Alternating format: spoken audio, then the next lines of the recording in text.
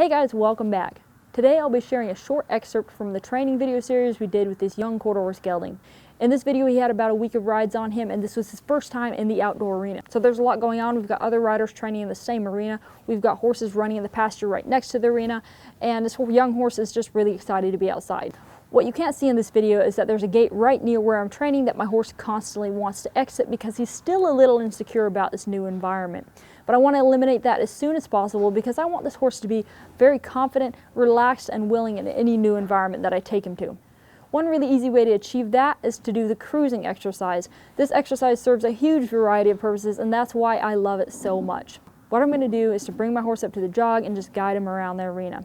And instead of purposefully picking a place that I want to go, like I would on a horse that's a little more advanced, I'm just going to let him pick a direction he wants to go, and I'm going to take him the entirely opposite direction, all right? Let your horse pick the speed he wants to go, and as long as he doesn't break gates, just ride with him. That's why we call it the cruising exercise. So anytime your horse heads toward the gate or another magnet that he wants to go toward, just gently pick him up and guide him the opposite direction. You'll notice that I never really get in this horse's face or muscle him through the turn. I just set it up and I just keep bumping with my outside leg, outside rein until he steps over underneath my hand, underneath that inside rein, and I just do it again and again. Okay, it's very important that you're not getting a horse more worried through this exercise, especially on these young ones. And like I mentioned at first, don't avoid the gate, okay? I see a lot of people try to do this. They know their horse has a problem with the gate, so they try to stay as far away from the gate as possible. I go up to the gate and I'll work right next to that gate because that horse thinks that there's something positive about being closer to that gate. Whether it's the fact that he wants to go out to his buddies or he wants to go get unsaddled in the barn, whatever it may be, he really thinks that once he steps through that gate, all his problems are gone. So I'll take him up to that gate and I just keep working in that side of the arena. I just keep dinking around, keep doing my turns. I don't ever get upset with them. I don't bring their anxiety up, but I also don't let them camp out there. What often happens is that if you ride over on one side of the arena so much and you avoid that gate, every time that you are over next to that gate, it's when you're quitting your ride or when you're doing something slow or you're relaxing, that just builds that much more, that horse is just that much more convinced that that's where he needs to be for it to be quiet. So take him down there, take him next to the gate, work next to the gate, do all your exercises there. Do not avoid the gate, just train as if you normally would and do it all in the area where the gate is. And I'm telling you, your problems will go away so much faster than if you try to do all your exercises away from the gate.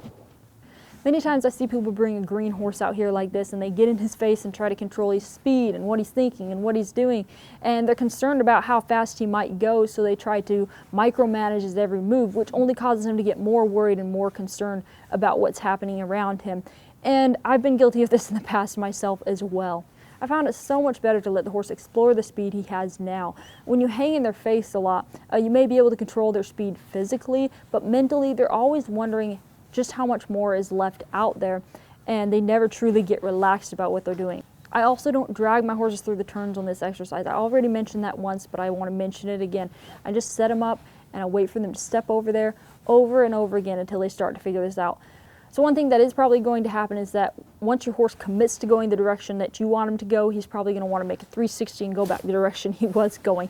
As soon as you feel this start to happen, I want you to pick him back up and go back the opposite direction. And it's going to take quite a bit of time. You're going to juggle this horse between your hands and legs a lot before he starts to find that alignment, but it's going to pay off in the end.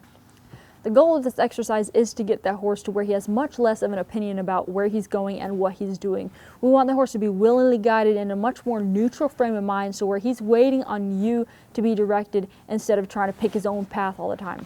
So what are the main benefits of this exercise? Well, first off, like I mentioned before, we're creating a horse that's willingly guided. Secondly, we're teaching him how to slow down into a more consistent speed without ever having to get in his face, which I absolutely love. Third, we're working on steering and shoulder control. And fourth, we're creating a horse who's mentally collected and balanced, which is absolutely vital to learn if you ever plan to teach your horse physical collection later on. So he's learning without even knowing that it's happening, okay? You're using this horse's energy in a very productive way instead of getting in his face and trying to make him maintain a certain speed without ever connecting with him mentally. It's a very easy and extremely effective exercise, but you do have to be willing to put the time in and wait the horse out to reap the benefits from it. Anytime my horse really contests the reins, I will break him back down and remind him how to get off that outside leg and outside rein, and then I'll bring him back up to a jog, okay? So if there's a lot of confusion there, I talk about this all the time, I will break my horses back down and go to a slower speed. I think that's only wise. Remind them what your cues mean, and then bring them back up to a jog. But I don't camp out there. I don't let them relax at a stop and just kind of hang out or try to make them stay there. But if you do run into that and your horse starts getting real bracy on your hands, slow him back down. Remind him how to get off the outside rein, outside leg, or back him up, whatever he needs at that moment. But technically, you really shouldn't be having to get in your horse's face while doing this, so it shouldn't be that much of an issue, okay? One of the best pieces of advice a trainer gave me about these young horses was to meet the horse where he's at so he can learn to meet you. And when I'm riding these horses at a jog or a lope, as long as they don't break gait, I don't get after them for surging or speeding up, okay? I don't worry about it too much.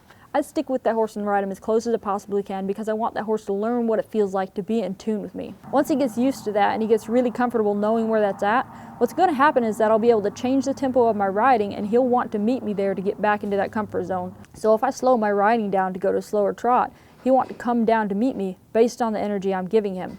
Or he'll speed up to meet me based on my energy level because he's looking for that harmony that he knows can be there.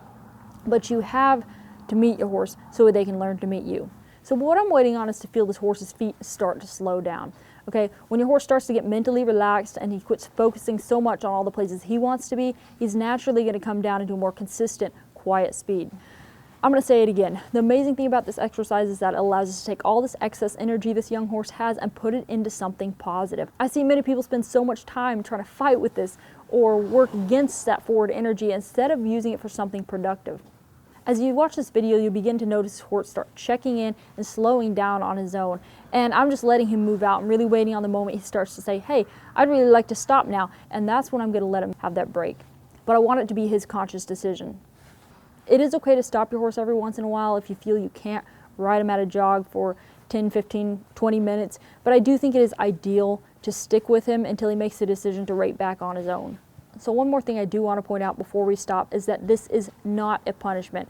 If your horse is not slowing down as soon as you think he should, or if he's taking longer to get to that point where he starts relaxing, don't start making him feel bad. Don't start getting in his face or bumping him around. Our whole goal in this exercise is to try and get this horse relaxed and quiet, so keep that in mind as you go. So there it is, guys. Take this exercise, try it out, implement it into your program as you see fit. You'll be amazed just how useful it is. I hope you guys enjoyed this video. I hope these tips help you out, and we'll see you next time.